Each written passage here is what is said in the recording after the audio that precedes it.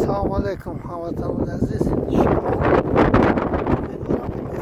Mana همه چیز من باور دارم که در نزد قصر رحمانوی ظالم حتی نیست. ما 100 ساله ها قفا موندگیم. این چیز تا همه جای آب آورده رساندگیم. وقت از آنه که یگان سوختار می شود شلنگ کوشه میکنن سوختار را خاموش میکنن. انا این زدانی اینجا مکتب است.